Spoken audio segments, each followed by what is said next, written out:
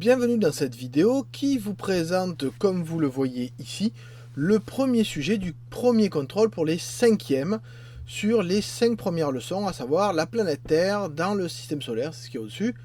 Bien évidemment, vous aurez encore une autre évaluation plus tard sur la fin de la leçon, mais on en parlera plus tard, bien évidemment. Donc cette évaluation est séparée en deux parties que je vais vous montrer. Donc une partie leçon sur 20 points, une partie exercice sur 20 points. Donc reprenons ensemble ces deux parties. Première question, donner la définition de étoile, planète, biosphère, fossile et ressources pour 8 points. Citer les caractéristiques de la planète Terre. Il y en a 3. Citer les deux types de volcanisme qui existent sur Terre. Ça, c'est le travail que vous avez fait sur vidéo. Expliquer pourquoi les premiers êtres vivants sont apparus dans l'eau. 5 points. Donc attention, là, je demande d'expliquer. Donc il faut justifier sa réponse. Me dites pas juste parce qu'il faisait froid. Donc je veux une réponse justifiée par rapport à ce que vous avez fait en classe, que vous avez analysé comme expérience. Alors en parlant expérience, justement vous avez ici la partie 2 qui va être non pas sur 25 mais sur 20 points. Donc exercice 1, des élèves ont fait l'expérience suivante en classe, ils ont placé des thermomètres à différentes distances d'une source de chaleur, une lampe. Il y a un thermomètre au contact de la lampe, un autre à 10 cm de la lampe et un dernier à 20 cm de la lampe. Au départ, les trois thermomètres étaient à 24 degrés Celsius, la température de la pièce. Au bout de 10 minutes, les températures se sont stabilisées, 84,2 degrés Celsius pour le thermomètre au contact de la lampe, 35,8 pour celui à 10 cm et 26,6 degrés Celsius pour celui à 20 cm. Question 5, faire un schéma de l'expérience décrite dans le texte ci-dessus. Alors, c'est la même chose que vous avez fait en classe.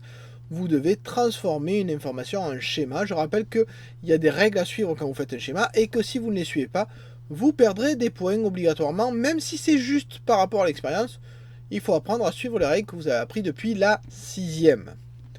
Expliquer en quoi les résultats sont utiles pour comprendre la température des planètes du système solaire, bien évidemment. C'est un lien avec ce qu'on a fait en classe.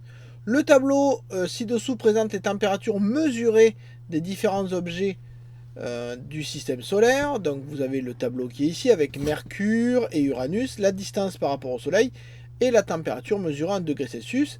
Indiquez quelle est la température de la Terre et de Jupiter. Donc vous faites une phrase, bien évidemment, sinon je ne prends pas en compte la réponse.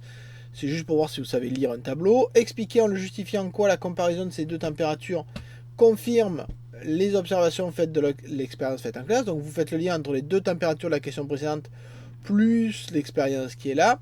Et enfin, indiquer deux objets qui ne semblent pas obéir aux observations faites à partir de l'expérience. C'est exactement la même chose que ce qu'on a fait en classe. Ça ne devrait pas poser souci, bien évidemment. Les images ci-dessous présentent des photos de la Lune et de la Terre qui sont deux objets du système solaire qui ont une distance au Soleil qui est similaire. Similaire, ça veut dire qu'elle est très proche, voire quasi identique. Vous avez donc ici une vue de la Terre et de son atmosphère avec un gros plan, et ici une vue de la Lune. Expliquez à l'aide d'une observation des images fournies, donc vous devez décrire les images que vous avez, pourquoi ces deux objets ont une température différente alors que leur distance au Soleil est similaire. Évidemment, si vous dites que ça ressemble à ce qu'on a fait en classe, c'est normal. Je rappelle que le travail en classe, c'est l'entraînement par rapport à ce contrôle. Exercice 2. L'atmosphère a permis de protéger les premiers êtres vivants. Vous avez donc un graphique ici. Pour ceux qui ont fait leur travail non obligatoire, vous devez le reconnaître, je pense. Donc vous avez ici des pourcentages et ici vous avez des couleurs qui représentent les différents gaz. En bleu ciel, vous avez le diazote. En bleu sombre, vous avez la vapeur d'eau. Le dioxyde de carbone en orange. Le dioxygène en bleu pétrole. Et enfin, l'ozone O3 en jaune. Et vous avez ici le temps. Par exemple, vous voyez qu'il y a 3 milliards d'années, il n'y avait que du diazote, 100%, puisque c'est ce qui est représenté là, donc 100% c'est toute la hauteur, donc 100% de dioxyde. Par exemple, il y a 1 milliard d'années, vous avez à peu près un peu moins de 25% de dioxygène. C'est comme ça qu'on peut, et aucun autre gaz présent. Donc, question 11, indiquer quel était le gaz le plus présent dans l'atmosphère au début de l'histoire de la Terre, à part le diazote, c'est-à-dire que le bleu ciel, vous ne le comptez pas, quel était le gaz le plus présent. Ensuite, indiquer quel est le gaz le plus présent dans l'atmosphère de nos jours, à part le diazote, puisque vous avez remarqué sûrement que le diazote prend toute la place, mais on parle des autres gaz, sachant que le diazote est neutre chimiquement, et donc il ne peut pas avoir de réaction. Connaissant la date d'apparition des premiers êtres vivants, expliquez s'ils avaient besoin de dioxygène pour respirer. Donc ça, bien évidemment, c'est dans le cours, par rapport aux cartes que vous avez utilisées pour travailler.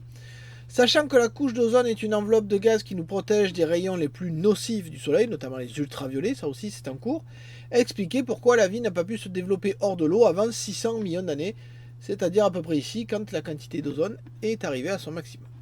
Donc voilà pour ce deuxième exercice. Et enfin, exercice 3, reconnaître des volcanismes. Vous avez deux photographies de deux volcanismes différents. Je vous demande d'expliquer en le justifiant, c'est-à-dire que si vous me dites celui-là c'est ça et celui-là c'est ça, sans me justifier la réponse, vous n'aurez pas les points.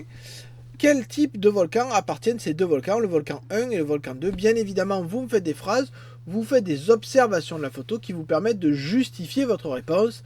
Je le répète encore une fois, pas de justification, pas de points. Donc vous le voyez, un contrôle qui certes ressemble beaucoup à ce qu'on a fait, mais qui demande du temps pour être fait correctement. Surtout que je vous rappelle, vous n'êtes pas noté à celui qui fait la réponse la plus courte. Essayez d'étayer vos réponses, de rédiger, de formuler des phrases pour espérer avoir le maximum des points, voire même des points bonus quand vous faites de gros efforts là-dessus. Allez, je vous dis bon courage, bon travail, et n'hésitez pas avant le contrôle si vous avez des questions à poser, puisque pendant le contrôle, je ne réponds à rien du tout. Allez, à bientôt.